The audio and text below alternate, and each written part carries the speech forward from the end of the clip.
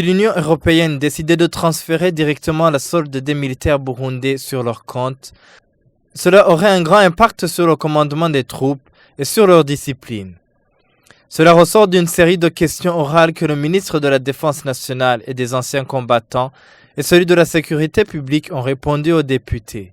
Selon Emmanuel Nahomvukiye, le ministre de la Défense, ce serait une première qu'une organisation donne directement des salaires aux militaires en mission.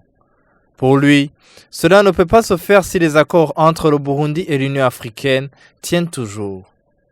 Ces accords stipulent que le militaire reçoit sa solde de son pays. Le ministre de la Défense affirme que si les militaires de l'AMISOM venaient à quitter la Somalie, c'est cette dernière qui aurait beaucoup à perdre, mais aussi la sous-région. À la question de savoir si les policiers burundais qui sont en mission en maintien de la paix en Côte d'Ivoire, au Soudan et ailleurs, rentreront comme ceux qui étaient en Centrafrique, Alain-Guillaume Bunyoni, le ministre de la Sécurité publique, dit que le cas de la Centrafrique est jusqu'à présent un cas isolé. Selon lui, l'ONU a renouvelé les contrats de certains officiers en maintien de la paix dans d'autres pays.